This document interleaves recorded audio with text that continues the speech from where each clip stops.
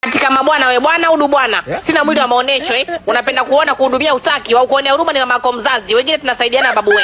Unayemwambia hivyo nani? Yaani Kilimani. Bado anapumua wewe shoga yangu, piga kichwa. Hata hivyo penzi letu bado jipya. Hata wiki halina. Wataka unitumie kwa nauli yangu ungekuwa mwanamke ungeweza. Hapa mjini babu wewe kitafunio hicho nishakupa, katafute chai.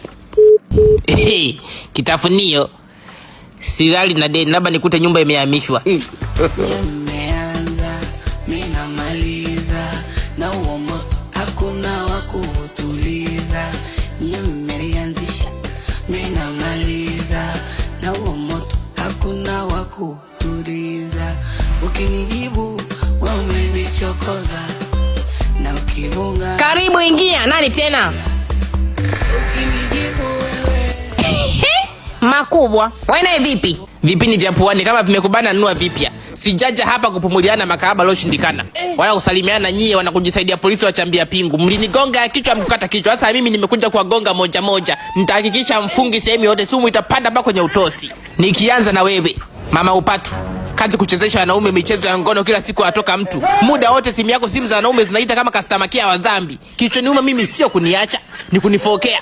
Umetumika tangu uzaliwa afu unanifokea. Wewe ukaenda kuita mimi dubwana. Tumbo langu lilifika miguuni. Unajichoma sindano ya shali wakati kwa shali bado bikira kabisa. Unaleta mimi shali mpya. Sisi hapa tunanunua shali paka used. Unajikuta nani? Kim Kardashian. Na hiyo shape kama kiroba cha sembe. Nani angedumu na yeye kwenye mahusiano hata wiki? Wala njia maisha yenyewe huna. Kwa wanaume ulionao wote unavyoachana kama karata. Yaani wewe ndio mtu pekee ambaye ukisema ubadilishe wanaume kwa mwezi mzima hurudi rangi. Nahamia kwako, shoga mtu. Na hicho kisoo kama kona ya kitanda nilisema ni wewe kabla hujanyanyua fito kwa shoga yako.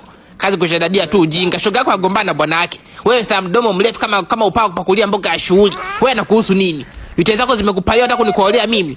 Na hiyo shape kama penseli imechonga nyuma mbele. Kazi kuongea tu kama umekatika kichwa. Wewe mwili umekomaa kama mtalibu wa kungolea mawe. Yaani mabwana zako wana kazi sana. Hivi, na hicho kilelele unafika kileleni. Mnapumua nipige kichwa. Hapana tumekufa.